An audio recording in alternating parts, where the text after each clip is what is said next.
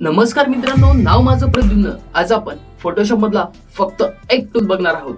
तो जो टूल आहे फोटोशॉप मधला खूप महत्त्वाचा टूल आहे। दॅट्स व्हाय मी फक्त आज एकच टूल घेत आहे।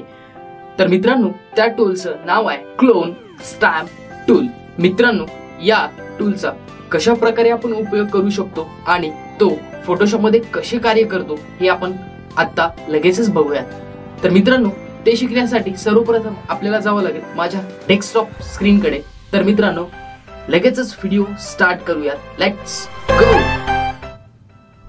तर मित्रांनो, आपण माझ्या डेस्कटॉप स्क्रीन कडे आलेलो आहोत। तर सर्वप्रथम आपण फोटोशॉप ओपन करूयात। फोटोशॉप ओपन केल्यानंतर तुम्ही कोणतीही एक इमेज फोटोशॉप मध्ये ओपन करा। एग्जाम्पल म्हणून मी ही इमेज चूज केलेली आहे।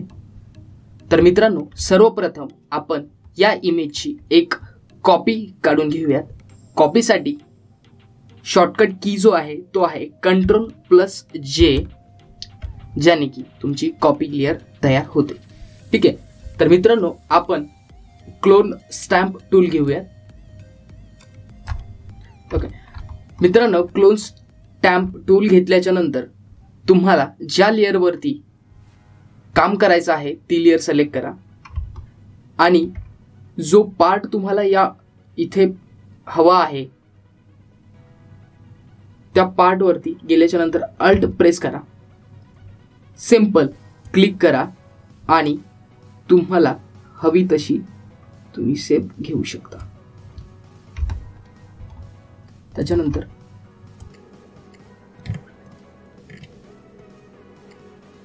तुम्हाला जर ब्रशची साईज वाढवायची असेल तर तुम्ही ब्रॅकेटने तुम्ही वाढवू शकता।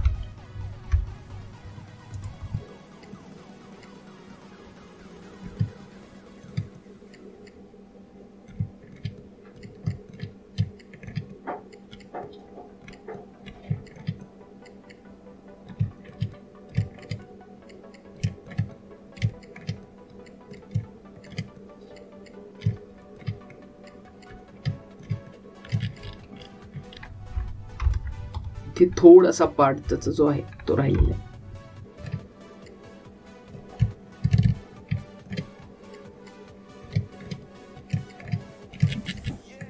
तर मित्रांनो, तुम्ही बघू शकता की आपण क्लोन स्टॅम्पचा कशा प्रकारे यूज करू शकतो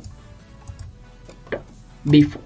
तर मित्रांनो, तुम्ही आता शिकलेला आहात की फोटोशॉप मध्ये क्लोन स्टॅम्पचा यूज कसा करायचा आणि त्यापासून इमेज एडिटिंग आपण कशा पद्धतीने करू शकतो हे तुम्ही आता शिकलेला आहात।